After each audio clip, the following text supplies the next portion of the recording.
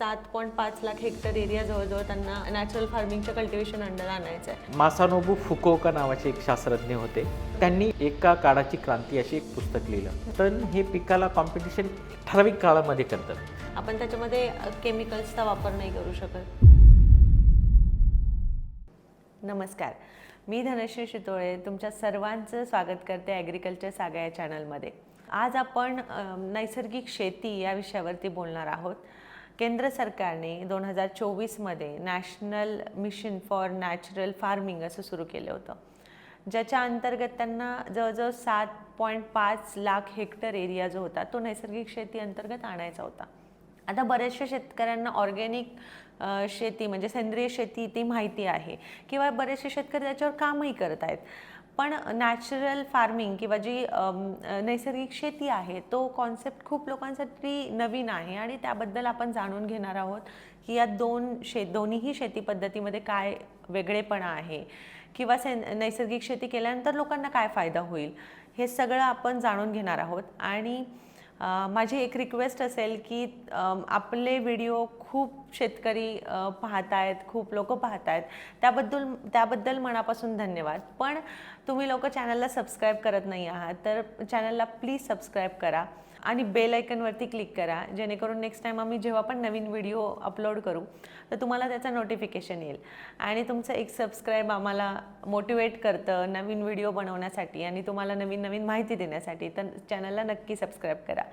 आणि नैसर्गिक शेती या विषयावरती बोलण्यासाठी आज आपल्यासोबत डॉक्टर प्रशांत नाईकवाडी सर आहेत. प्रशांत नाईकवाडी हे सेंद्रिय शेती धोरण आणि विपणन समिती महाराष्ट्र शासन या मध्ये राज्य सल्लागार म्हणूनही काम करतात. त्याच पद्धतीने रोमिफ इंडिया म्हणजेच residue free organic mission India या संस्थेचे ते अध्यक्ष आहेत. त्यांच्याकडून आपल्याला बऱ्याच माहिती आज मिळणार आहे. नैसर्गिक शेती कशी पद्धती काय आहे नेमकी, त्याच्यासाठी काय योजना आहेत किंवा ती कशी करावी या सर्वांबद्दल आज आपण माहिती जाणून घेणार आहोत. तर हा व्हिडिओ पूर्णपणे बघा. सुरू करूया आजच्या व्हिडिओसाठी. सर, तुमचं खूप खूप स्वागत इथे आल्याबद्दल. खरं तर आपण ऑर्गॅनिक फार्मिंगवरती अगोदरच एक पॉडकास्ट घेतला होता. आज सर आपला उद्देश हा आहे की गव्हर्नमेंट ऑफ इंडियाने जे national mission for natural farming सुरू केलं आहे 2024मध्ये, त्याच्या अंतर्गत त्यांचं मिशन खूप मोठं आहे की 7.5 लाख हेक्टर एरिया जवळजवळ त्यांना नॅचरल फार्मिंगच्या कल्टिवेशन अंडर आणायचं आहे. आणि त्या संदर्भात भरपूर म्हणजे ट्रेनिंग सेंटर पण आहेत. जवळजवळ 1300च्या पुढे ट्रेनिंग सेंटर आहेत, त्याच्यामध्ये 60-70% KVKs आहेत. तर गव्हर्नमेंट एवढ्या मोठ्या स्टेप नॅचरल फार्मिंगसाठी आजकाल घेत आहे. सो शेतकरी किंवा आपल्या ऑडियन्सला समजण्यासाठी नॅचरल फार्मिंग म्हणजे काय हे तुम्ही काय थोडंसं सांगाल? खरं तर बऱ्याच वेळा काय होतं की शेतकऱ्यांचा फार मोठा संभ्रम होतो याच्यामध्ये की सेंद्रिय शेती, कारण आत्तापर्यंत आपला संपूर्ण देश आणि राज्य सेंद्रिय शेती प्रमोट करत होतं. आत्ता 2020-22 नंतर नैसर्गिक शेतीचं मिशन आपल्याकडे राबवलं जात आहे. बेसिकली जर आपण पाहिलं तर दोन्ही म्हणजे आज जर आपण नॅचरल फार्मिंग पाहिली तर नॅचरल फार्मिंग म्हणजे नो टिलेज फार्मिंग, म्हणजे कुठली मशागत न करता केली गेलेली शेती. आणि सेंद्रिय शेतीमध्ये कसं आहे की नैसर्गिक संसाधनांचा वापर करून केलेली शेती म्हणजे सेंद्रिय शेती, असा त्याच्यामध्ये बेसिक फरक आहे. खरं तर आज आपण पाहिलं तर नैसर्गिक शेती आपल्याकडं कुठून आली तर नैसर्गिक शेती ही मासानोबू फुकुओका नावाचे एक शास्त्रज्ञ होते, जे पॅथॉलॉजिस्ट होते, मायक्रोबायोलॉजिस्ट होते, जपानमध्ये ते काम करत होते.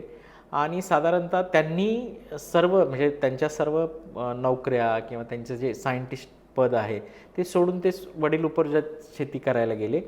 आणि मग त्यांनी 1975मध्ये दी वन स्ट्रॉ रिव्होल्युशन, एका काळाची क्रांती अशी एक पुस्तक लिहिलं. आणि याच्यामध्ये मग सेंद्रिय शेतीचा संकल्पना जी आहे ती सेंद्रिय शेतीची संकल्पना त्यांनी मांडलेली आहे. याच्यामध्ये प्रामुख्याने ते असं म्हणतात की जमीन जी आहे ही जमीन नांगरली नाही पाहिजे, म्हणजे जमिनीला काहीच करायचं नाही, न नांगरता आपण शेती करायची. त्यांचा दुसरा सगळ्यात महत्त्वाचा कन्सेप्ट असा होता की कुठल्याही प्रकारचं रसायन वापरायचं नाही. तिसरा कन्सेप्ट त्यांचा असा होता की निसर्ग तत्व जे आहेत, म्हणजे शेती करताना निसर्गाशी जुळून घेणं हा त्याच्यामधला महत्त्वाचा प्रकार होता. आणि चौथं आपण म्हणतो की ते तण जे आहे ते तण उगाये धन असं म्हणतात, की तणाचा वापर जो आहे तो शेताच्या समृद्धीसाठी करा. तण हे शेतीचं शत्रू नाही आहे, तर तणाचा वापर आपल्याला चांगल्या गोष्टींसाठी, म्हणजे जमीन आच्छादित राखण्यासाठी, जमिनीचं टेम्परेचर मेंटेन करण्यासाठी, एक मल्चिंग फॅक्टर म्हणून आणि एक बायोडायव्हर्सिटीचा तो घटक आहे म्हणून केला पाहिजे. तर अशा 4 तत्वांवर खरं तर नैसर्गिक शेतीची संरचना सर्वात आधी ही मासानोबु फुकुओका यांनी मांडली. आणि मग त्याच्यानंतर नैसर्गिक शेती संपूर्ण जगामध्ये पसरली. 1975ला त्यांनी द वन स्ट्रॉ रिव्होल्यूशन हे बुक लिहिलं आणि त्यानंतर साधारणतः 1978ला ते संपूर्ण जगामध्ये पोहोचलं. परंतु दुर्दैवाने जगाने हे प्रयोग नाकारले. जगाने नैसर्गिक शेतीचे प्रयोग जे आहेत ते नाकारले. आणि त्याच्यानंतर आपल्या देशाच्या बाबतीत जर बोलायचं झालं तर भास्कर सावे नावाचे गुरुजी होते, जे गुजरात राज्यामध्ये, म्हणजे आपला जो पालघर जिल्हा आहे त्याच्या बोराडी नावाचं गाव आहे, त्या बोराडी गावाच्या बॉर्डरवर, म्हणजे गुजरात आणि महाराष्ट्राच्या बॉर्डरवर सावे गुरुजींचा कल्पवृक्ष फार्म आहे. तर सावे गुरुजींनी फार चांगलं काम खरं तर ह्या नैसर्गिक शेतीमध्ये केलं. परंतु सावे गुरुजी अगदी प्रांजळपणे असं सांगायचं आहे की नैसर्गिक शेती कुठं शक्य होती, तर जे बहुवार्षिक झाडं आहेत, म्हणजे जे झाडांना पूर्ण त्यांची लाईफ सायकल पूर्ण करण्यासाठी 1 वर्षापेक्षा जास्त कालावधी लागतो, अशा झाडांमध्ये नैसर्गिक शेती शक्य होते. परंतु हंगामी पिकं किंवा भाजीपाला पिकं, तर इथं त्याला फार मर्यादा आहेत. त्याच्यामुळे नैसर्गिक शेती तसं एक पाहिलं तर म्हणजे फार कॉन्ट्राव्हर्शियल सुद्धा मुद्दा आहे. कारण आज आपण एकीकडे पाहिलंय की जग अतिशय मोठ्या प्रमाणात कॉम्पिटिशन करत आहे. आज व्यापारी पिकांना, म्हणजे आज जर आपल्याला शेतकरी खऱ्या अर्थाने जागवायचा असेल तर व्यापारी पिकं फार महत्त्वाची आहेत. मग त्याच्यामध्ये द्राक्ष आलं, डाळिंब आलं, त्याच्यामध्ये स्ट्रॉबेरी आलं, संत्रा आलं, त्यानंतर आपलं ॲपल आलं, सफरचंद आलं. मग आपण जर सगळ्या शास्त्रज्ञांना विचारलं, अगदी जागतिक स्तरावरच्या, हे सगळी जी पिकं आहेत हे व्यापारी पिकं नैसर्गिक पद्धतीने पिकवणं कितपत शक्य आहे? बरोबर, हे शक्य नाही आहे. म्हणजे फार मर्यादा आहेत, फार लिमिटेशन्स आहेत. परंतु आता एक योजना म्हणून किंवा ह्या सगळ्या गोष्टींचं जर आपण उहापोह केला तर फार कॉन्ट्राव्हर्शियल आहे हे सगळं. पण सर तुम्ही आता म्हटलात की त्याचा चौथा जो भाग असतो तो म्हणजे तणांना तुम्ही मल्चिंगसाठी वापरू शकता. पण आपण जनरली पाहतो शेतकरी तणनाशक आपल्याकडे आहे, तणांवरतीच भरपूर काढून टाकण्यासाठी प्रयत्न होतात. पण जरी आच्छादन केलं तर त्याचं पुन्हा ते उगवून येऊ शकतात का? किंवा त्याचा हार्मफुल कॉम्पिटिशन त्या मेन जे आपण रोप लावतो किंवा जे काही पीक घेतोय त्याच्यासोबत होऊ शकतं का? नाही, खरं तर आपण जर पाहिलं तर तण जे आहे, तण हे पिकाला कॉम्पिटिशन ठराविक काळामध्ये करतं. जी इमर्जिंग स्टेज असते, म्हणजे जी त्याची वाढीची अवस्था असते, सुरुवातीच्या वाढीच्या अवस्थेला तण कॉम्पीट करू शकतं. कारण शेवटी म्हणजे जे पीक आहे त्या पिकाच्या मुळांची लेवल हे तणांच्या मुळाच्या लेवलपेक्षा निश्चित खाली असतं. त्यामुळे एक सर्टन लेवलला ते कॉम्पिटिशन करतं. पण इतर वेळेला जर आपण पाहिलं तर तण जे आहे एक चांगल्या प्रकारे मल्चिंग आपल्या जमिनीला ठेवतं. दुसरं एक प्रकारचा ओलावा, आर्द्रता तणामुळे राहते. तिसरी सगळ्यात महत्त्वाची गोष्ट अशी आहे की तणाला एक दैवी ताकद अशी आहे की तण सगळ्या प्रकारच्या जमिनींमध्ये जे अविद्राव्य घटक आहे ते विद्राव्य करून शोषून घेऊ शकतात. त्याच्यामुळे तण जर आपण उपटून किंवा ते कापून जर परत जमिनीत गाडले तर जे अन्नद्रव्य पिकांना घेता येत नाही तर ते अन्नद्रव्य आपण तणांच्या मार्फत पिकांना पोचवू शकतो. आणि तणाने जर आपण जमीन झाकली तर तणांची जी बियाणं आहेत ती बियाणं कुजून जातात, त्याचं व्हायबिलिटी संपते. त्याच्यामुळे मल्चिंग जे आहे हे मल्चिंग अतिशय चांगलं आहे. आणि तणांचं जे मल्चिंग आहे, म्हणजे सावे गुरुजी असं सांगतात नैसर्गिक शेतीच्या त्यांच्या प्रयोगामध्ये की जर आपण तणाने जमीन झाकली, म्हणजे तण कापून जमिनीवर जर टाकलं तर साधारणतः 3 ते 4 लाख गांडूळं एका एकर क्षेत्रामध्ये येतात. आणि गांडूळं काय करतात, जमिनीची उलथापालथ करतात. ते बऱ्याच अंशी जमिनीमध्ये हवा सच्छिद्रता निर्माण करतात, त्यामुळे हवा आणि पाणी खेळण्यास मदत राहते. त्याच्यामुळे तण जे आहे हे तण एका प्रकारे जमिनीमधले जे सूक्ष्म जीव आहेत, हे गांडूळ तर एक झाले, पण वेगवेगळ्या प्रकारचे जे जीवाणू आहेत जे सेंद्रिय पदार्थ कुजवण्यासाठी, सेंद्रिय कर्बाची निर्मिती करण्यासाठी मदत करतात, यांच्यासाठी अतिशय उपयुक्त आहे. त्यामुळे तणाचं जर आपण पाहिलं तर तण म्हणजे तणाचं संवर्धन करायला पाहिजे. तण नष्ट न करता आपण जर संवर्धन केलं त्याचं, किंवा आपण एका ठराविक स्टेजला म्हणजे वैज्ञानिक दृष्टिकोनातून आपण जर तणाचा चांगला उपयोग करायचा प्रयत्न केला तर ती गोष्ट अतिशय चांगली आहे. आता दुसरी गोष्ट, आपण जे तण संपवतो याच्यामुळे काय होतं आहे की आपल्याकडे वेगवेगळ्या प्रकारचे विडीसाइड्स आहेत, ग्लायफोसेट आहेत. आता ग्लायफोसेट हे कार्सिनोजेनिक आहे. आणि दुसरी महत्त्वाची गोष्ट काय होतं, आता ग्लायफोसेटसारखे जे केमिकल आहेत हे मातीच्या कणांना जवळपास 60 ते 90 दिवसापर्यंत घट्ट चिटकून बसतात. आणि नंतर ज्यावेळेस आपण पीक लावलं, विशेषतः कंदमुळं जे आहे त्या कंदमुळांच्या जिथं त्यांना मुळं फुटतात तिथे त्या मुळांद्वारे आतमध्ये जातात आणि जिथं मुळं फुटतात तिथं ते बस्टिंग सेल डिव्हिजन करतात, किंवा साधारणतः आपण जे म्हणतो ना की फाटतो, म्हणजे कांद्याचा बल्ब आहे तो बस झाला, तर तो प्रकार त्याच्यामुळे घडतो. आणि बऱ्याचशा ठिकाणी तुम्ही जर पाहिला तर झेंडूसारखी फुल वनस्पती जी आहेत की अति प्रमाणात जर आपण तणांचा वापर केला, तणनाशकांचा वापर केला तर त्याला स्टरिलिटी येते, म्हणजे ते एकदम पिवळसर दिसतं, त्याला फुलंच येत नाहीत.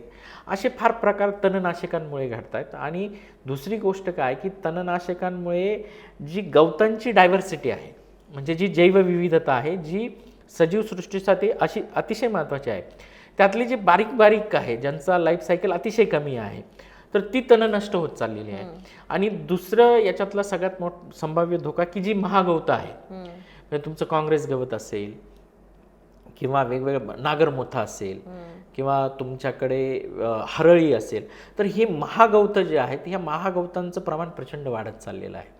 आणि महागवतं कुठल्याही तणनाशकाने कंट्रोल होत नाही, त्यांच्यामध्ये रेजिस्टन्स मोठ्या प्रमाणात वाढत चाललेला आहे. आणि तणनाशकांच्या अतिवापरामुळे काय होतंय की आपण जी पिकं घेतोय त्या पिकांमध्ये हे तणनाशकांचे रेसिड्यू येत आहेत.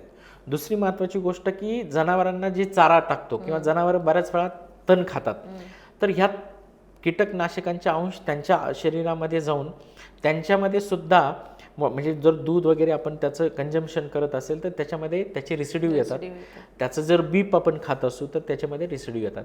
त्यामुळे तणनाशकं जे आहेत त्याचा वापर निश्चित कमी केला पाहिजे. आणि तणांचा वापर आपल्याला शास्त्रोक्त पद्धतीने कसा करता येईल याच्याकडं आपण जास्त फोकस केला पाहिजे. आणि नैसर्गिक शेतीमध्ये तो एक अतिशय चांगला, म्हणजे मासानोबा फुकुओका आणि सावे गुरुजी या दोघांचाही याबद्दल एक विचार होता की तण जे आहे तणांचं संवर्धन करून त्याचा वापर आपल्या पिकांच्या वाढीसाठी कसा करता येईल याचा महत्त्वाचा अभ्यास त्या दोघांच्याही शेती पद्धतीमध्ये आहे.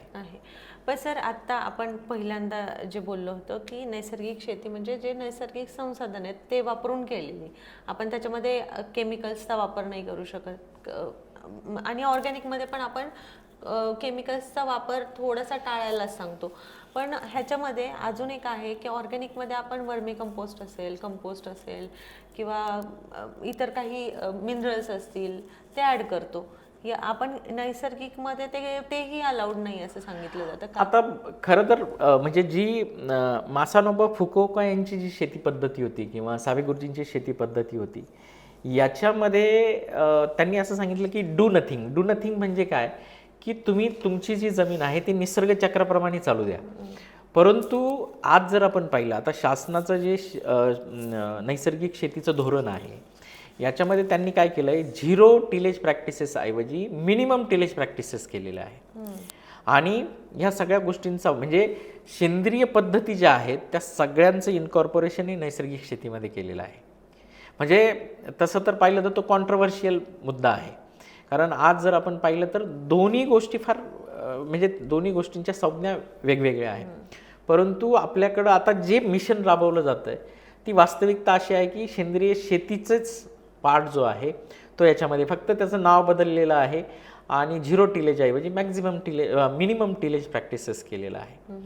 त्याच्यामुळे म्हणजे सेंद्रिय शेती म्हणजे तुम्हाला सांगायला मला आनंद असा वाटतो की ठीक आहे, कॉन्ट्रोवर्शियल आहे, नैसर्गिक शेती आहे, सेंद्रिय शेती आहे, रिजेनरेटिव्ह फार्मिंग आहे किंवा अवशेषमुक्त शेती आहे, किमान या सगळ्यांमुळे लोक आता पर्यावरणाचा, मातीच्या आरोग्याचा विचार करायला लागलेले आहेत.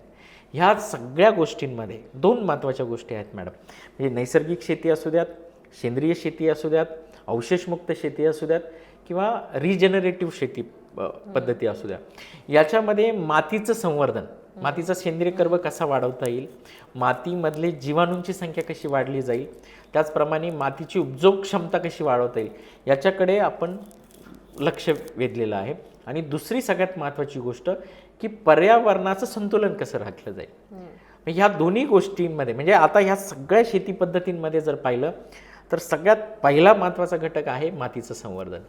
दुसरा महत्त्वाचा घटक आहे की chemical fertilizer, chemical pesticide, chemical growth hormone हे 100% बंद करायचं आहे, म्हणजे रसायनांचा वापर टाळायचा आहे.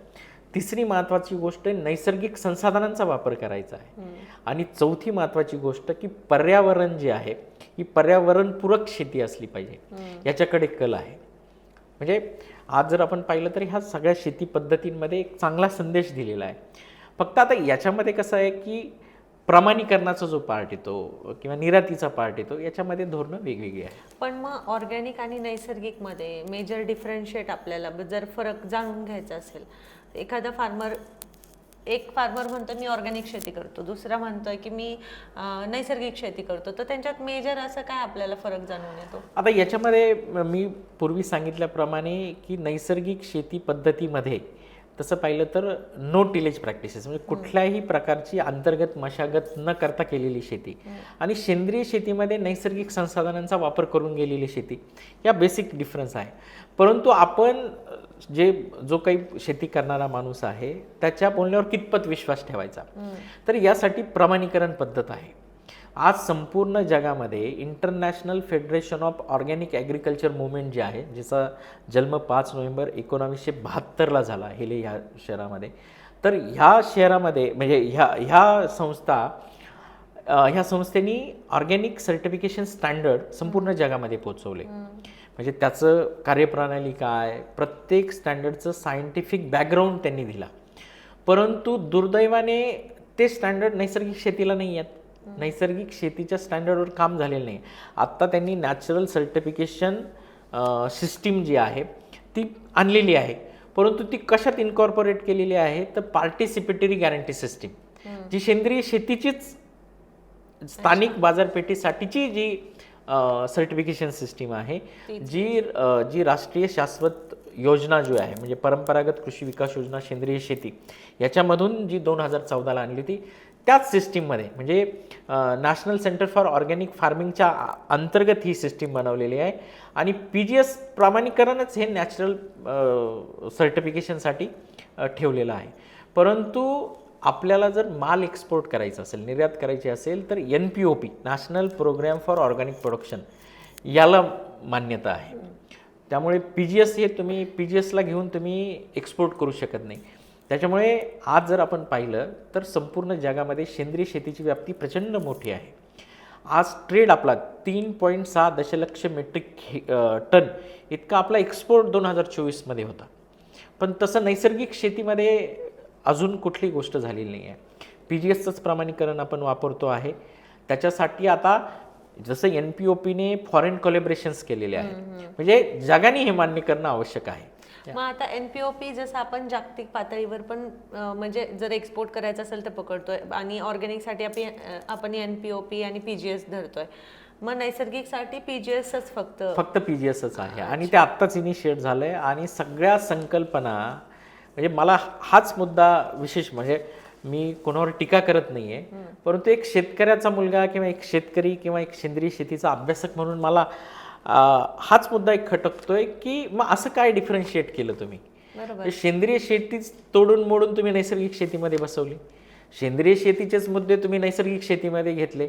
जर सेंद्रिय शेतीला जगात सगळीकडे मान्यता आहे, त्याचं प्रमाणीकरण स्टँडर्ड आहे, त्याच्या म्हणजे आज आपण जवळपास 59 देशांमध्ये एक्सपोर्ट करतोय सेंद्रिय शेतीचा माल. हे सगळं असताना तुमचा नवीन अट्टहास का की ज्याला जगात मान्यता नाही आहे? तर एका अर्थाने हा विवादात्मक मुद्दा आहे. आणि मग एक सेंद्रिय शेतीचा अभ्यासक, एक कृषी पदवीधर म्हणून मी निश्चित सांगतो की हे जे आहे हे थोडं खटकणारं आहे आणि शेतकऱ्यांची दिशाभूल करण्याचा फार मोठा प्रयत्न, म्हणजे काय होतं की शेतकरी फार कन्फ्यूज आहेत. हा, कारण आता जर कोणता शेतकरी जर नैसर्गिक शेती करतायत तर त्यांना PGS सर्टिफिकेट अंडरच द्यायचं आहे, तर आपल्याला जरी इवन ग्राहकांनी जरी ते पाहिलं की बाबा सर्टिफिकेशन आहे, पण त्यांना समजणार कसं की हे ऑर्गॅनिक करतात की सेंद्रिय, हे की नैसर्गिक शेती करतात? नाही, त्याच्यावर PGSचं त्याच्यावर त्यांनी natural certification natural, system okay. केलेलं आहे, परंतु त्याला जगामध्ये मान्यता नाही आहे. नाहीये, दुसरी महत्त्वाची गोष्ट मॅडम, डोमेस्टिक मार्केटमध्ये जे काही म्हणजे तुमचं स्विगी असेल, बिग बास्केट असेल, ॲमेझॉन असेल, किसान कनेक्ट, वेगवेगळे ब्रँड आहेत आज मार्केटमध्ये, हे सुद्धा NPOPलाच प्राधान्य देतात. PGSचं माल कोणी घेत नाही. म्हणजे हा सुद्धा एक मोठा मूलभूत प्रश्न आहे की आपण म्हणजे ज्याला मान्यता नाही आहे, ज्याची विश्वासार्हता नाही आहे, त्याला आपण का प्रमोट करतोय? मेजर म्हणजे आपण जर ऑर्गॅनिकचे शेतकरी किंवा हे जे नैसर्गिक करतात, उत्पादन घेतात, त्या शेतकऱ्यांना खर्चिक पण गोष्टी आहेत. जर आपण तसं बघितलं तर उत्पादन त्यांचं कमी होणार आहे सर, एकदम केमिकल कडून नक्कीच. याच्यामध्ये काय आहे की एकदम केमिकलकडून तुम्ही नैसर्गिक किंवा सेंद्रिय शेतीकडे जाताना तुमचा ऑर्गॅनिक कार्बन जो आहे, हा ऑर्गॅनिक कार्बन इतका सक्षम नाही आहे. ऑर्गॅनिक कार्बन कमी असल्यामुळे जी कॅटॅन एक्सचेंज कॅपॅसिटी, अन्नद्रव्य धरून ठेवण्याची जमिनीची क्षमता ती कमी आहे. आणि सुरुवातीचा फेज जो आहे हा रूपांतराचा कालावधीमध्ये उत्पादन नक्कीच कमी येतं आणि उत्पादन कमी आल्यामुळे शेतकऱ्याला तिथे लॉस होतो. परंतु आता याच्यामध्ये कसं आहे की सर्टिफिकेशन सिस्टीमची एक मूलभूत धारणा काय आहे की हा प्रामाणिकपणे सेंद्रिय शेती करतोय, प्रामाणिकपणे हा तुम्हाला विषमुक्त अन्न खाऊ घालतोय, तर याला प्रीमियम प्राइस मिळाली पाहिजे. परंतु नैसर्गिक शेतीमध्ये हे प्रामाणिकरण देऊन सुद्धा जर आपल्याला जास्त प्राइस मिळणार नसेल तर कुठेतरी शेतकरी सुद्धा विचार करतात त्या. बरोबर आहे. शेतकऱ्यांचा तसं म्हटलं तर सर फायदा काय आहे जर जे नैसर्गिक शेती करतात? आता आपण म्हणतो की ऑर्गॅनिक केली तर ॲटलिस्ट ते एक्सपोर्ट करू शकतात, सो त्यांना ती एक प्राइसिंग भेटते. पण जर एखादा शेतकरी जर करायचं म्हणतायत नैसर्गिक शेती, तर त्यांना तसं म्हटलं तर काय फायदा होतो? नाही, आता हा एक शेतकरी पुत्र म्हणून किंवा एक सेंद्रिय शेतीचा किंवा नैसर्गिक शेती अभ्यासक म्हणून जर पाहिलं तर तुमचा मुद्दा इतका रास्त आहे की म्हणजे याच्यातून काय होणार आहे हा प्रश्न अनुत्तरित आहे. हा प्रश्न सरकारने द्यायला पाहिजे. पण सरकार सर मिशन खूप मोठ्या प्रमाणात आता जवळजवळ 19,21,000 फार्मर्स ह्याच्यामध्ये एनरोल झालेत जे नैसर्गिक शेती करतात, म्हणजे त्यांच्या डेटानुसार ते दाखवत आहे. पण मग एवढे शेतकरी जर तुमच्याकडे किंवा तुमचं मिशन जर आहे की सॉईल हेल्थ इम्प्रूव्ह करायची आहे, तुम्हाला बाकी गोष्टी पण म्हणजे केमिकलचे युसेज कमी करायचे आहेत, ह्या सगळ्या गोष्टी करायच्या आहेत, तर मग तुम्ही शेतकऱ्यांना पण तो फायदा दिला पाहिजे. नाहीतर शेतकऱ्यांचा तसा उद्देश म्हणजे हे मिशन कंप्लीट कसं होणार जर ही सिच्युएशन विन विन पाहिजे दोघांसाठी? आता याच्यामध्ये कसं आहे की सरकारी व्यवस्थापन जे आहे हे सगळं कागदी घोडेबाजार आहे, तुम्हालाही माहिती आहे. मी अगदी स्पष्ट बोलतो कारण मी गव्हर्नमेंटबरोबरच मीही काम करतो. परंतु ह्याच्यामध्ये बेसिक जो मूलभूत म्हणजे एम टार्गेट काय, आपलं टार्गेट काय असायला हवं सरकारचं, की जे शेतकरी प्रामाणिकपणे सेंद्रिय शेती नैसर्गिक शेती करतायत त्यांच्या मालाला प्रीमियम प्राइस मिळालं पाहिजे, त्यांच्या मालाला निर्यात मिळाली पाहिजे, जे सेंद्रिय शेतीमध्ये केलेलं आहे परंतु नैसर्गिक शेतीमध्ये ते झालेलं नाही. आणि सगळ्यात महत्त्वाची गोष्ट आहे की आज आपण जर पाहिलं तर शेतकरी कुठल्या पिकांवर आज चांगलं जीवन जगतोय, तर व्यापारी पिकांवर. आज तुम्ही नाशिक पहा, आज द्राक्षामुळे क्रांती झालेली आहे. सोलापूर अहिल्यानगर पहा, आज तुम्ही डाळिंबामुळे क्रांती झालेली आहे. कोकणामध्ये तुम्ही पहा, आंब्यासारख्या पिकामुळे क्रांती झालेली आहे. महाबळेश्वर असेल किंवा जे थंड हवेचे प्रदेश आहेत तिथं स्ट्रॉबेरीमुळे क्रांती झालेली आहे. जळगावमध्ये म्हणजे नॉर्थ जे आपलं महाराष्ट्र आहे, उत्तर महाराष्ट्र, तर उत्तर महाराष्ट्रामध्ये केळी हे अतिशय चांगलं पीक आहे. आणि आपण विदर्भाचा विचार केला तर संत्रा हे पीक आहे. मग ह्या सगळ्या पिकांच्या संदर्भात जर आपण विचार केला तर खरंच सेंद्रिय शेती पॉसिबल आहे का? शेतकऱ्यांना शेती ही शेतकऱ्यासाठी तो व्यापार आहे. पण कुठला व्यापारी त्याचा उद्योग जो आहे हा लॉसमध्ये उद्योग चालवणं प्रेफर करेल? तो हा फक्त बळीराजाच करू शकतो. तेवढी दानशूरता शेतकऱ्याकडेच आहे. बाकी कुठलाही बिझनेसमॅन कुठलाही उद्योग हा तोट्यामध्ये चालवणार नाही. पण शेतकरी असा एकमेव घटक आहे की जो हे सगळं चालवतोय आणि त्याच्यामुळे तो म्हणजे जगाचा पोशिंदा आहे असं आपण त्याला म्हणतो. परंतु हे सगळं होत असताना सरकारने सुद्धा याच्यावर विचार करणं गरजेचं आहे. खरंच आपण ज्या सिस्टीम आणतोय, म्हणजे आपण ज्या योजना आणतोय, त्या खरंच शेतकऱ्यांना बेनिफिशियल आहेत का? का फक्त आपल्याला म्हणजे कागदावर फक्त 25 लाख हेक्टर नैसर्गिक, आपण फक्त स्टंटबाजी करून किंवा शोबाजी करून होणार नाही.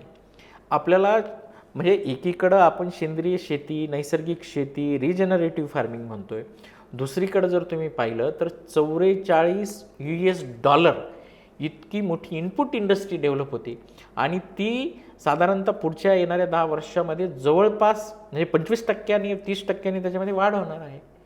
म्हणजे हा सुद्धा म्हणजे एकीकडं आपण प्रमोट करतोय सेंद्रिय नैसर्गिक शेती आणि दुसरीकडं इनपुटचा सुद्धा खर्च प्रचंड आहे. म्हणजे नेमकी आभासी वाटतं, म्हणजे नेमकी नैसर्गिक शेती किंवा हे सगळं हे किती वास्तव आहे याच्यावर सुद्धा आपण विचार करणं अतिशय गरजेचं आहे. म्हणजे आपण जर पाहिलं तर शेतकऱ्याच्या अँगल, आज जी गोष्ट आहे ना, शेतकरी हा मूलभूत घटक असला पाहिजे, त्याच्या उद्धारासाठी सगळ्यांनी काम केलं पाहिजे.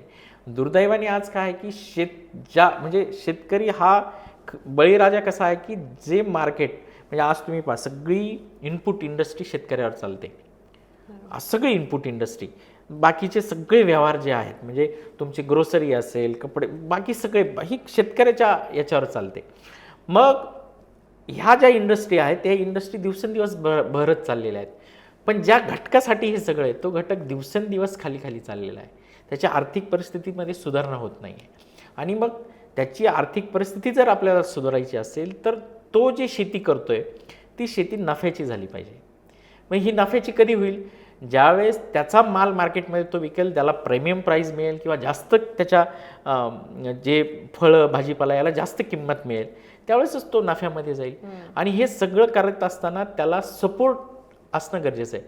म्हणजे आज आपण किती सर्टिफिकेशन, आता प्रॉब्लेम काय आहे की आज आपले इतके शेतकरी आहेत, आता मॅडम माझ्याकडे रोज किमान 10-15 शेतकऱ्यांचे फोन असतात आणि रोज एकच मोठा म्हणजे आमचं सगळं घोडं एकाच ठिकाणी येऊन अडतं की आता पुढे काय, याचं मार्केट कसं होणार.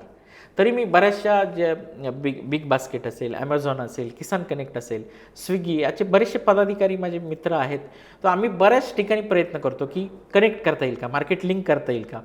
आता PGSला तर मोस्टली नाहीच म्हणतात, NPOPला डिमांड प्रचंड आहे, परंतु NPOPचे सर्टिफाईड शेतकरी मिळत नाही.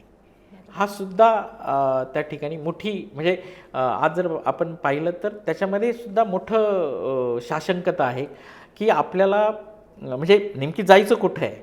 आपल्याला जगामध्ये ज्या शेती पद्धतीला जास्त मान्यता आहे तिकडे जायचं आहे की आपण आपला अट्टास धरून आपण काहीतरी नवीन करणार आहोत. मग आपण जर नवीन काहीतरी करणार आहोत तर ते जगाला मान्य होईल हे कसं करता येईल, याच्यासाठी काही सिस्टीम डेव्हलप करता येतील का, यासाठी आपण काय प्रयत्न करतोय, तर तो सरकारी पातळीवर मला काहीच दिसत नाही आहे. त्याच्यामुळे म्हणजे नैसर्गिक शेती ही कितपत सस्टेन होईल ते सांगता येईल हे अवघड आहे, म्हणजे सांगणं अवघड आहे. सेंद्रिय शेती आज जवळपास 185 देश सेंद्रिय शेती करत आहेत. 85 देशांचे स्वतंत्र सेंद्रिय शेतीचे राष्ट्रीय कार्यक्रम आहेत.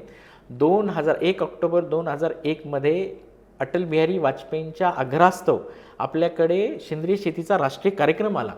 देशाचा सेंद्रिय शेतीचा राष्ट्रीय कार्यक्रम आला, प्रमाणीकरण संस्था आल्या, ॲपेडा त्या कार्यक्रमाची आज सचिव संस्था आहे. आणि हे सगळं चालत असताना हे जे मिशन आहे, या मिशनऐवजी जे एस्टॅब्लिश ऑर्गॅनिक मिशन आहे त्यातलाच जर आपण इन्व्हेस्ट केलं असतं तर मला वाटतं चित्र फार चांगलं दिसलं असतं. म्हणजे आज आपण तेवढं मोठं नाही की आपण सरकारबरोबर कॉम्पिटिशन करू शकतो, परंतु एक शेतकरी पुत्र म्हणून किंवा एक शेतीचा अभ्यासक म्हणून, कृषी पदवीधर म्हणून मला हे प्रश्न पडत आहेत. म्हणजे मला जे कळतंय किंवा मी जे बोलतोय ह्या गोष्टी ब्युरोक्रॅट्सला का समजत नाही, हा मोठा प्रश्न आहे. सर, याच्यामध्ये आता सरकारने एक परंपरागत कृषी विकास योजना होती, त्याच्यानंतर आपली जी भारतीय पद्धती कृषी योजना होती, प्राकृतिक कृषी पद्धती योजना होती. सो ह्या दोन्ही योजनांच्या अंतर्गत नक्की सरकारला याच्यामध्ये काय मिशन होतं, त्यांचं काय अचिव्हमेंट पाहिजे होतं? 2014 मध्ये केंद्र सरकारने नमामि गंगा योजना आणली होती. आता नमामि गंगा योजना कशासाठी, तर गंगेच्या कडेचा जो प्रदेश आहे तर तिथं ऑर्गॅनिक फार्मिंग प्रमोट करायची आणि त्याचं सर्टिफिकेशन करायचं आणि त्या मालाला मार्केट उपलब्ध करून द्यायचं. तर त्याच योजनेच्या अंतर्गत राष्ट्रीय शाश्वत कृषी अभियान राबवलं गेलं आणि राष्ट्रीय शाश्वत कृषी अभियानाच्या अंतर्गत परंपरागत कृषी विकास योजना सेंद्रिय शेती ही आणली. या परंपरागत कृषी विकास सेंद्रिय शेतीच्या अंतर्गतच पार्टिसिपेटरी गॅरंटी सिस्टीम म्हणजे काय, तर सहभाग हमी प्रमाणीकरण योजना आणली. याचा मूळ उद्देश असा होता की NPOP ही प्रमाणीकरण पद्धत जी आहे तर ही जे सेंद्रिय माल आहे त्या सेंद्रिय मालाच्या एक्सपोर्टला चालना देण्यासाठी होती. परंतु डोमेस्टिक मार्केटमध्ये सुद्धा सेंद्रियचा टक्का वाढला पाहिजे. सेंद्रिय भाजीपाला, फळे आणि एकंदरीत सगळ्या गोष्टी सेंद्रिय ह्या डोमेस्टिक म्हणजे आपल्या भारतीय नागरिकांना देखील मिळाल्या पाहिजे. या दृष्टिकोनातून ती थोडी लवचिक करून म्हणजे प्रमाणीकरण पद्धत ही लवचिक करून शेतकऱ्यांच्या बाजूने थोडी काम करणारी अशी त्यांनी बनवली आणि सहभागिता हमी प्रमाणीकरण योजना आणली डोमेस्टिक मार्केटसाठी ऑर्गॅनिक प्रॉडक्टच्या. आणि साधारणतः हे सगळं घडत असतानाच पुढे मग नैसर्गिक जी शेती आहे तिची कन्सेप्ट आणली गेली. मग ही नैसर्गिक शेती, सेंद्रिय शेती, रिजनरेटिव्ह फार्मिंग या सगळ्या शेती पद्धतींना एकत्रित करण्यासाठी भारतीय प्राकृतिक कृषी पद्धती अशी योजना आणली. आता ह्या म्हणजे PKVY सेंद्रिय शेती, म्हणजे भारतीय प्राकृतिक कृषी पद्धती आणि आत्ता national mission on natural farming अशी योजना आणलेल्या आहेत. तर national mission on natural farming तुम्ही सांगितल्याप्रमाणे जवळपास 4,000 कोटीचं तरतूद आहे. जवळपास 1 कोटी शेतकऱ्यांना सेंद्रिय शेती करण्यासाठी प्रोत्साहित करायचं आहे आणि जवळपास 7.5 लाख हेक्टर एरिया म्हणजे 15,000 क्लस्टर करायचे आहेत आणि ते सगळे क्लस्टर मिळून 7.5 लाख हेक्टर एरिया हा सेंद्रिय शेती म्हणजे नैसर्गिक शेतीच्या अंतर्गत आणायचा आहे. असं उद्देश आता केंद्र आणि राज्य सरकारचा आहे. पण मग सर आता ऑर्गॅनिकवरती पण भरपूर सरकारचे काही योजना आहेत किंवा आता नैसर्गिक शेतीवर आल्यात. मग याच्यामध्ये आणि काही शेतकरी तर झिरो डिलेज हे या गोष्टी तर करतच आहेत. मग याच्यामध्ये ह्या सगळ्या योजनांमध्ये गव्हर्नमेंटला म्हणजे अल्टिमेट काय अचीव करायचंय किंवा शेतकऱ्यांकडून काय अपेक्षा आहेत? केंद्र सरकारचं एक मोठी अपेक्षा आता केंद्र सरकार किंवा राज्य सरकार किंवा एकंदरीत आपण जर पाहिलं तर सगळ्यात पहिलं की मातीची उपजाऊ क्षमता कमी कमी होत चाललेली आहे. तर मातीची उपजाऊ क्षमता रिस्टोर करायची आहे. मातीचा सेंद्रिय कार्बन वाढवायचा आहे. मातीचा सेंद्रिय कार्बन वाढला की कॅटायन एक्सचेंज कॅपॅसिटी सुधारणार आहेत म्हणजे अन्नद्रव्य धरून ठेवण्याची जमिनीची पद्धत सुधारणार आहे.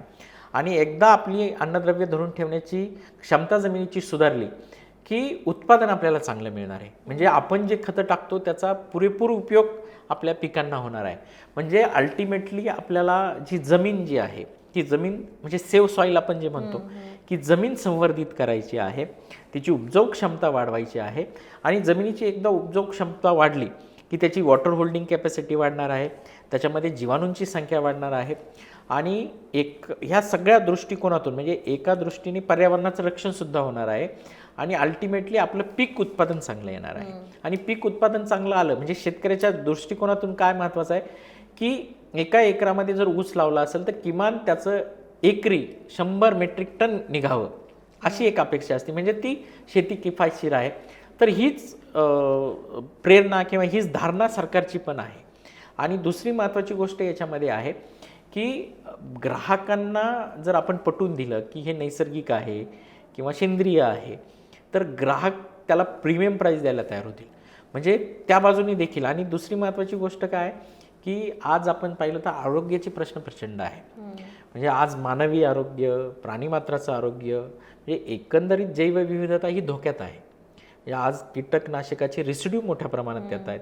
अँटीबायोटिकची रेसिड्यू प्राण्यांमध्ये जास्त आहेत. ते रेसिड्यू प्राण्यांचे जे उत्पादन आहे त्याच्यातून मानवाला येत आहेत. त्याच्यामुळे मेडिकेशनचे सुद्धा फार इश्यू आहेत. हे सगळं म्हणजे एकंदरीत शाश्वत शेती, आरोग्य आणि पर्यावरण या तिघांच्याही दृष्टिकोनातून नैसर्गिक शेतीला प्रेरणा देण्यासाठी सरकार काम करत आहे. पण सर आता ह्याच्यामध्ये अजून एक आहे की सॉइल हेल्थवर आपण काम करतोय किंवा आता सगळ्यात मेजर आता जो इश्यू होतो तो क्लायमेट एवढं ड्रास्टिक चेंज होतंय की शेतकऱ्यांच्या पिकांवरती त्याचा भरपूर म्हणजे नुकसान आहे त्यांचं खूप.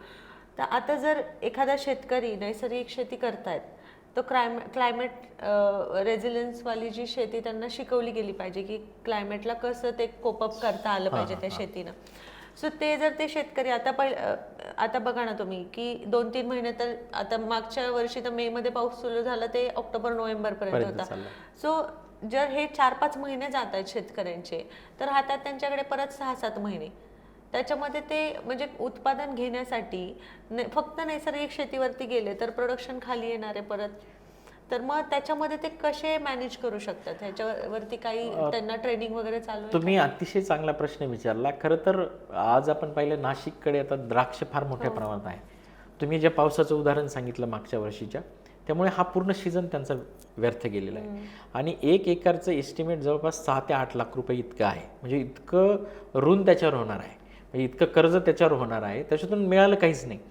आता नैसर्गिक शेतीमध्ये किंवा सेंद्रिय शेतीमध्ये ही मोठं लिमिटेशन्स आहे की जर क्लायमेट चेंज झालं, म्हणजे जर वातावरणामध्ये अचानक बदल झाले तर मग तुम्हाला अचानक, म्हणजे जसं तुम्हाला अचानक हार्ट अटॅक आला तर तुम्ही तुळशीचा काढा प्या किंवा आयुर्वेदिक गोष्टी करा, हे शक्य नाही आहे. तर तुम्हाला अशा वेळेस इमर्जन्सी रसायनांचा आधार घ्यावा लागतो. तोच प्रकार आपल्याकडे घडतोय. त्याच्यामुळेच मी सांगतोय की लिमिटेशन्स आहे. म्हणजे आपण ॲज अ रोमिक म्हणून आम्ही काम करताना एक गोष्ट आम्हाला प्रामुख्याने जाणवली. म्हणजे मी आता जवळपास 13 देशांमध्ये फिरलोय मॅडम.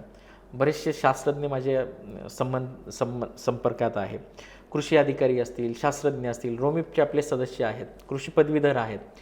तर ह्या सगळ्यांच्या दृष्टिकोनातून आपण सगळीकडे चर्चा केल्यानंतर एक गोष्ट प्रामुख्याने अशी जाणवते की सुरुवातीला आपण रेसिड्यू फ्री फार्मिंगला मदत म्हणजे पहिली जी पायरी आहे शेतीची, ही रेसिड्यू फ्री फार्मिंग असली पाहिजे की ज्याच्यामध्ये आपल्याला integrated pest management, integrated nutrient management, एकात्मिक पद्धतीने अन्नद्रव्य आणि एकात्मिक पद्धतीने कीड आणि रोग व्यवस्थापन करता आलं पाहिजे. मग आपण एकात्मिक पद्धतीने सुरू केलं की मग हळूहळू आपण आपली शेती ही सेंद्रिय शेतीकडे नेली पाहिजे. म्हणजे दुसरा टप्पा जो आहे तो सेंद्रिय शेतीचा असला पाहिजे. आणि तिसरा टप्पा जो आहे तो मग नैसर्गिक शेती असेल किंवा रिजनरेटिव्ह फार्मिंग आहे तो असला पाहिजे. कारण तोपर्यंत म्हणजे हा जो कन्व्हर्जन आहे, ह्या कन्व्हर्जनमध्ये शेतीला सुद्धा ॲडॅप्ट व्हायला थोडा वेळ मिळणार आहे, ऑर्गॅनिक कार्बन वाढणार आहे आणि मग शेती स्वयंपूर्ण होईल. परंतु तुम्ही अचानक, म्हणजे आपण आता असं झालं की इयत्ता पहिलीत जाण्याऐवजी आपण डायरेक्ट 10वीमध्ये जातोय. म्हणजे आपल्याला त्याची ABC पण माहीत नाही आहे. मग पहिलीचा मुलगा 10वीची परीक्षा कसा पास होईल ही महत्त्वाची गोष्ट आहे. म्हणून टप्प्याटप्प्याने गेलं पाहिजे. हे कन्व्हर्जन टप्प्याटप्प्याने झालं पाहिजे. फक्त योजना आहेत म्हणून किंवा फक्त एक बबल म्हणून किंवा फक्त काहीतरी एक मोठं चित्र तयार करायचं, कागदी घोडे नाचवायचं, इथपर्यंत ते नको आहे. तर प्रामुख्याने त्याच्यावर काम होणं फार गरजेचं आहे. आणि आता गरज आहे, फार गरज आहे. म्हणजे शेतकऱ्यांच्या दृष्टिकोनातून जर पाहिलं तर शेती आता प्रचंड बिकट अवस्थेत आहे आणि त्यांना आपण प्रत्येक वेळेस नवीन नवीन सांगतोय. म्हणजे आपण हरित क्रांती आली तेव्हा सांगितलं रासायनिक टाका, ते तयार नव्हते. युरिया टाकायला शेतकरी तयार नव्हते. त्यांना तयार केलं, ती गरज होती, त्या काळची गरज होती. परंतु ते असताना आपण इतके ड्रास्टिक चेंजेस करत चाललोय की आपण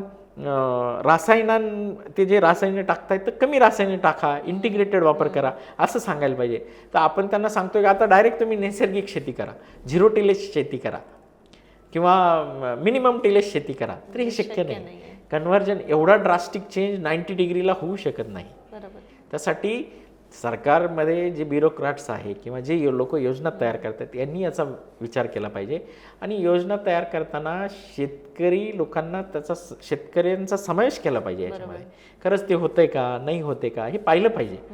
उगाचच योजना आणायच्या, त्या राबवायच्या, पैसे खर्च करायचे, तर त्याच्यातून आउटपुट जे आहे ते काही मिळणार नाही. बरोबर. पण सर आता तुम्ही एकंदरीत तुम्ही जे केमिकल्स वापरताय त्या शेतकऱ्यांना पण भेटता, म्हणजे जे नॉर्मल शेती करतायत किंवा तुम्ही रेसिड्यूवाल्यांशी पण आता बोलत असता कंटिन्यू किंवा ऑर्गॅनिक लोकांशी तुमचा संपर्क आहे. तर ह्या तिन्ही शेतकऱ्यांचे वेगळे जर 3 शेतकरी पाहिले आपण तर काय मेजर तुम्हाला फरक जाणवतो किंवा त्यांची विचारसरणी कशी आहे मार्केटच्या बाबतीत किंवा शेती उत्पादनाच्या बाबतीत किंवा सगळ्याच एकंदरीत आता मानसिकता मॅडम तिन्ही शेतकरी म्हणजे तिन्ही वर्गातले शेती करणारे शेतकऱ्यांची एकच मानसिकता आहे की मी जे पिकवतो त्याला चांगली प्राईस कशी मिळेल. त्याला बाजारपेठ कशी उपलब्ध होईल, आणि दुसरा माझा बांधावरचा जो खर्च आहे, मी उत्पादनासाठी लागणारा माझा खर्च तो कसा कमी होईल. म्हणजे तिन्ही प्रकारच्या शेती करणाऱ्या शेतकऱ्यांचा हेच एक ताळेबंद असतो. आणि आज जर आपण पाहिलं, म्हणजे व्यापारी पिकं घेणारे शेतकरी अवशेषमुक्त शेती करतात. म्हणजे रेसिड्यू फ्रीमध्ये आता ग्रेप्स आहे, ग्रेप एक्सपोर्ट आहे, पोमोग्रॅनेट एक्सपोर्ट आहे, स्ट्रॉबेरी एक्सपोर्ट आहे, किंवा तुमचं केळी एक्सपोर्ट आहे. त्याच्यामुळे हे शेतकरी निश्चितच थोडे पुढे आहेत, कारण त्यांना व्यापारी पद्धतीने ते काम करतायत. आपण पाहिलं की राहुल रसाळांकडे आपण एक कार्यक्रम केला होता. एक सुजित पाटे नावाचे शेतकरी आहेत, जे नारायणगाव जवळ आहेत. हे इंटिग्रेटेड पद्धतीने शेती करतात आणि ते जगाच्या फार पुढे चाललेले आहेत. आणि म्हणजे खऱ्या अर्थाने व्यापार, म्हणजे खऱ्या अर्थाने शेती हा बिझनेस मॉडेल म्हणून ज्यावेळेस विकसित करू, त्यावेळेस ते करताना आपल्याला दिसत आहेत. पण त्या तुलनेने सेंद्रिय किंवा नैसर्गिक शेती करणाऱ्या शेतकऱ्यांची अवस्था थोडी बिकट आहे. कारण सेंद्रिय शेतीमध्ये आज काय झालं आहे की सेंद्रिय शेतीमध्ये प्रमाणीकरणाचा पार्ट जो आहे NPOPचा हा क्लिष्ट आहे. जरी PGS आता आणलेला आहे, तर PGSच्या मालाला मार्केटमध्ये म्हणावं असं डिमांड मिळत नाही आहे. म्हणजे सर्टिफाईड असलेला माल आणि तुमचा अनसर्टिफाईड असलेला माल जर इक्वल प्राईजनी विकत जात असेल, तर मग त्या प्रमाणीकरणाला तेवढं महत्त्व राहत नाही. आणि नैसर्गिकचं तर फार संभ्रम आहे की म्हणजे सेंद्रिय, म्हणजे बरेचसे शेतकरी असं म्हणतात, साहेब आम्ही सेंद्रिय करत होतो तेच नैसर्गिकमध्ये आहे, मग याचं नाव का बदललं किंवा याचं प्रमाणीकरण का बदललं. पण शेवटी ह्या सगळ्या गोष्टी ज्या आहेत या शेतकऱ्यांच्या दिशाभूल करणाऱ्या आहेत. आणि आपण त्यांना पुढे नेण्याच्या ऐवजी त्यांना आपण परत पाठीमागे ओढतोय, असं मला, हे माझं वैयक्तिक प्रांजळ मत आहे. आणि मी अतिशय जबाबदारीने बोलतो आहे की कुठंतरी आपण चुकीचं दिशेने चाललेलो आहोत का याचा विचार, म्हणजे एक सिंहावलोकन करायचं सर्वांनाच गरज आहे. बरोबर, आपण नेमकी जायचं कशाबरोबर, म्हणजे आपण टप्प्याटप्प्याने डेव्हलप करायचं आहे की एकदम 90 डिग्रीनी आपण चेंज करून हे डेव्हलप करायचं. त्याच्यामुळे एक मोठ्या प्रमाणात त्याच्यावर सिंहावलोकन होणं गरजेचं आहे. बरोबर. मला फक्त सर आपल्या ऑडियन्सला सांगायचं की ज्यांना पण आपण म्हणजे ऑर्गॅनिक शेतीचा पण पॉडकास्ट केला होता, त्याच्या सर्टिफिकेशनचा पॉडकास्ट केला आहे, रेसिड्यूचे आहेत पॉडकास्ट आपल्याकडे. त्यामुळे ज्यांना कोणाला याबद्दल खूप सविस्तर माहिती घ्यायची आहे किंवा काय डिफरन्स आहे, हे सरांनी सर्टिफिकेशनबद्दल पण एक खूप छान व्हिडिओ आपण केला आहे, ज्यामध्ये त्यांनी डिटेलमध्ये सांगितलं आहे तुम्ही सर्टिफिकेशन कसं घेऊ शकता. तर तुम्ही आपल्या चॅनलवरती अगोदर जे व्हिडिओ आहेत तिथे पण व्हिजिट करू शकता. आणि सर मला आता अजून एक प्रश्न आहे की एखादा शेतकरी रेसिड्यू फ्री तर ठीक आहे, ते चांगल्या पद्धतीने पॅकेज ऑफ प्रॅक्टिसेस त्यांचे चांगले आहेत, पण आता जे नॉर्मल शेती करतात त्यांना सगळ्यात महत्त्वाची किंवा काळाची किंवा आत्ता त्यांनी ही गोष्ट केलीच पाहिजे अशी काय गोष्ट आहे? आता सगळ्यात महत्त्वाची गोष्ट म्हणजे तुम्ही मातीची उपजाऊ क्षमता वाढवण्यासाठी, मातीचा सेंद्रिय कर्ब वाढवण्यासाठी प्रयत्न केला पाहिजे. जोपर्यंत तुम्ही मातीवर काम करणार नाही तोपर्यंत तुम्हाला उत्पादनामध्ये वाढ मिळणार नाही. माती तपासली जात नाही. आपण एकदा भेटायला गेलो होतो, खूप लोकांनी मातीच तपासली नव्हती. बेसिक गोष्ट आहे की आपल्या मातीमध्ये काय कमतरता आहे, आपल्या मातीचा सेंद्रिय कर्ब किती आहे. आणि म्हणजे जसं प्रिस्क्रिप्शन डॉक्टर देतात, जसं आपण ब्लड चेक करतो आणि मग आमच्यावर उपचार केले जातात, त्या पद्धतीने आपण पाहायला पाहिजे. शेती पद्धती, आज आपली शेती निश्चितच आजारी आहे, हे आपण पहिल्यांदा हे धरलं पाहिजे गृहीत. कारण आपण जर पाहिलं तर आज क्षारांचं प्रमाण प्रचंड वाढतंय. एकीकडे आपण नैसर्गिक शेती, सेंद्रिय शेती, रिजनरेटिव्ह शेती किती आरडलो तरी शेतीमध्ये जमिनीचा सामू कमी आहे. ऑर्गॅनिक कार्बन 0.2 ते 0.6 आहे, कमी आहे. त्यामुळे कॅटायन एक्सचेंज कॅपॅसिटी कमी आहे.